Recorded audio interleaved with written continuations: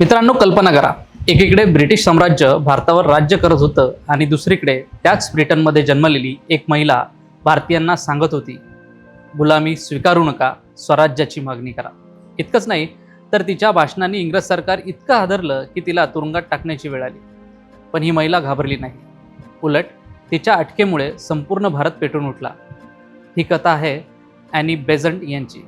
जन्माने ब्रिटिश पण मनाने भारतीय झालेल्या एका विलक्षण महिला. 1847 साली लंडनमध्ये जन्मलेल्या ॲनी बेझंट यांचं आयुष्य सुरुवातीपासूनच संघर्षमय होतं.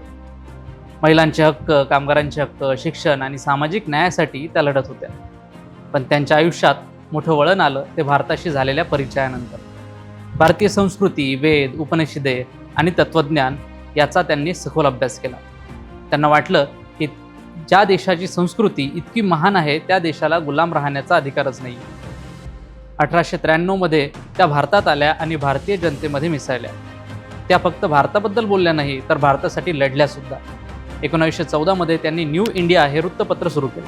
या वृत्तपत्रातून त्या रोज ब्रिटिश सरकारच्या धोरणांवर कठोर टीका करायच्या, भारतीयांना स्वराज्याची जाणीव करून द्यायच्या.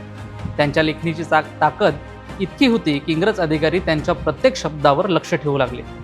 मग आला 1916चा ऐतिहासिक क्षण. ॲनी बेझंट यांनी होमरूल चळवळ सुरू केली. त्यांचा एकच नारा होता, भारताचा कारभार भारतानेच चालवला पाहिजे. देशभर सभा, मेळावे आणि भाषणांचा पूर आला. स्वराज्याची मागणी गावागावात पोहोचली. लोकमान्य टिळक आणि ॲनी बेझंट यांच्या नेतृत्वाखाली स्वातंत्र्य लढ्याला नवी ऊर्जा मिळाली. या वाढत्या जलआंदोलनामुळे ब्रिटिश सरकार घाबरलं. 1917 मध्ये ॲनी बेझंट यांना नजरकैदेत ठेवण्यात आलं. पण इंग्रजांनी केलेली हीच त्यांची सर्वात मोठी चूक ठरली. कारण देशभर आंदोलनं सुरू झाली. विद्यार्थी, तरुण, नेते आणि सामान्य जनता रस्त्यावर उतरली. अखेर ब्रिटिश सरकारला नमतं घ्यावं लागलं आणि ॲनी बेझंट यांची मुक्तता करण्यात आली. याच वर्षी त्या भारतीय राष्ट्रीय काँग्रेसच्या अध्यक्ष बनल्या. काँग्रेसच्या अध्यक्षपदी विराजमान होणाऱ्या त्या पहिल्या ब्रिटिश महिला ठरल्या. हा केवळ त्यांचा सन्मान नव्हता, तर भारताच्या स्वातंत्र्य लढ्यातील त्यांच्या योगदानाची पोचपावती होती.